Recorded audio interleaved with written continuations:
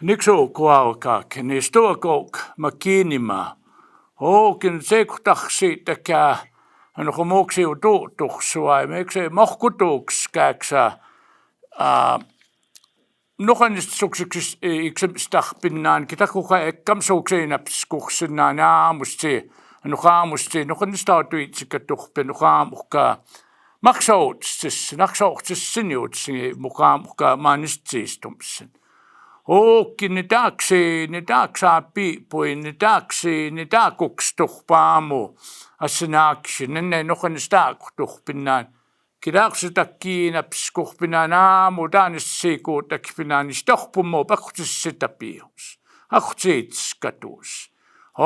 Siksiikaapskuannaan, miksi aukaksimaappiikuäks, patusaukaksimäks, pinaapaukaksimäks, nukatsit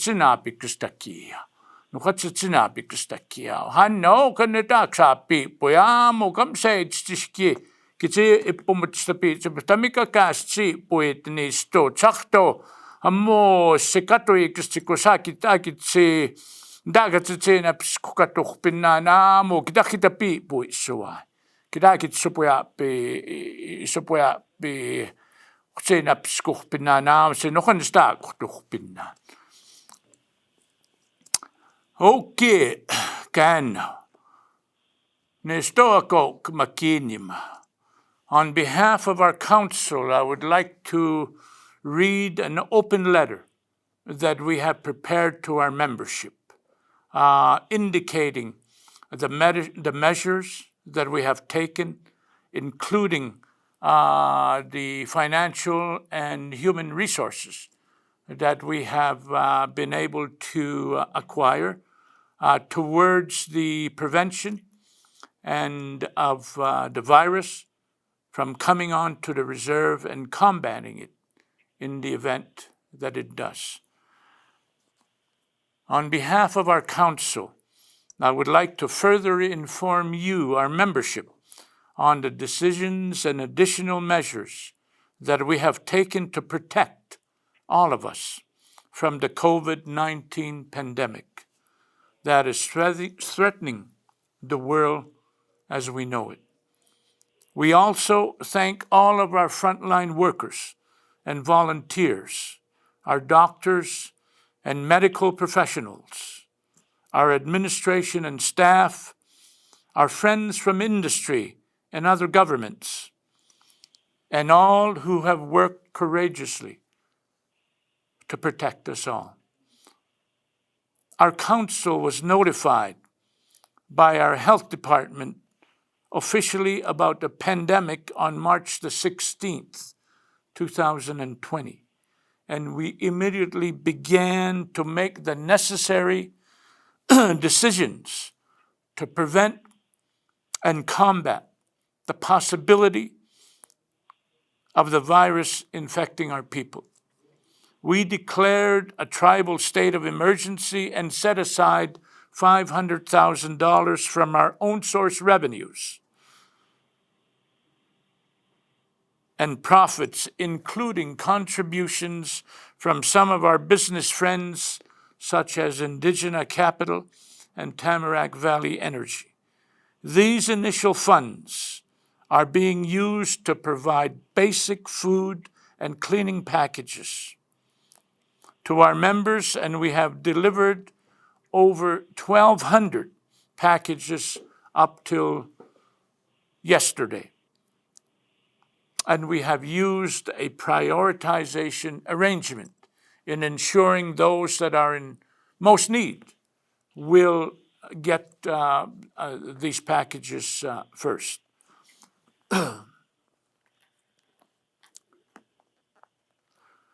We will continue to provide the service to our members, both on and off the reserve.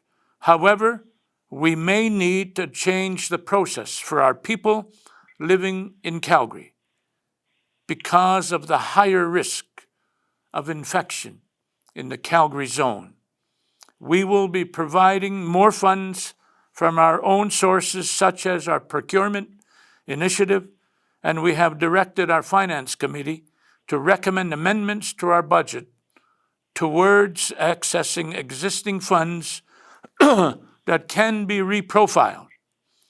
We are also receiving other donations from the corporate sector and from some of our neighbors and friends in southern Alberta, and we truly appreciate that help.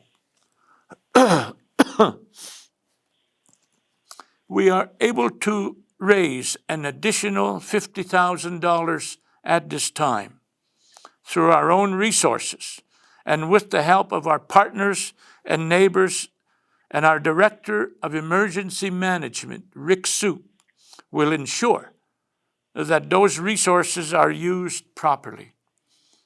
We were already negotiating with other governments prior to the state of emergency for additional financial and human resources, and we are beginning to receive funding and expertise from the provincial and federal governments.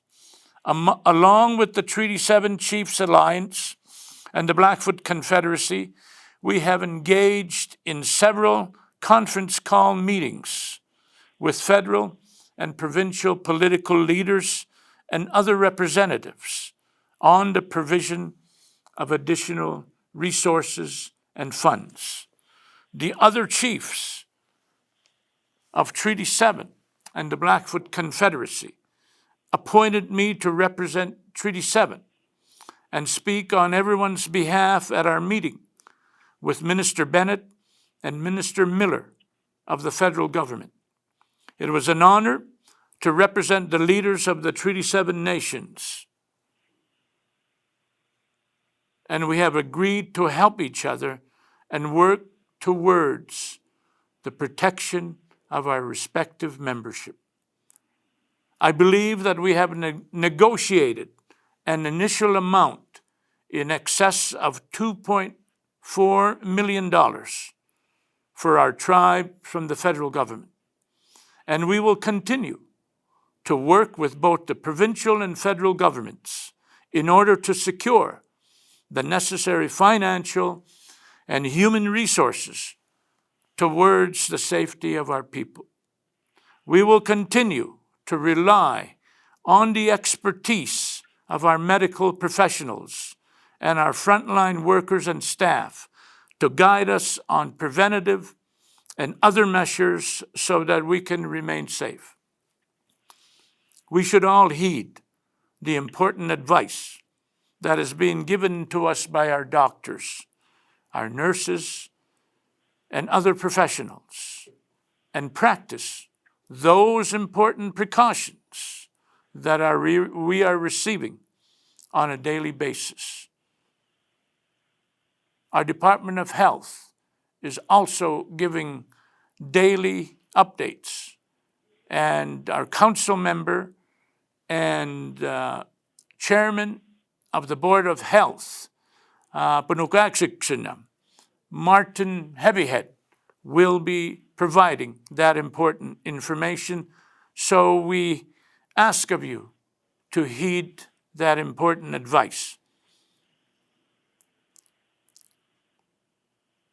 We thank all of the courageous people who are helping us to combat this dangerous virus.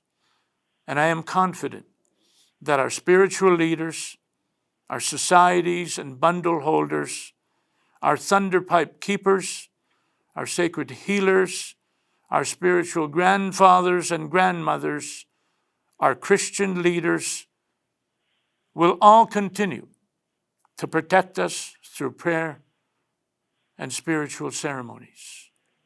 May our Creator continue to protect and guide us through this pandemic. Thank you very much for listening to us, and we hope to provide more and more messages to you, our membership, both through the video and, of course, through the radio. We feel that it is important, especially at this time, that we begin to share more and more information as we are acquiring more resources from other governments and from our own sources. So thank you for listening to me, and again, thanks to all of our volunteers and frontline workers. ken Juan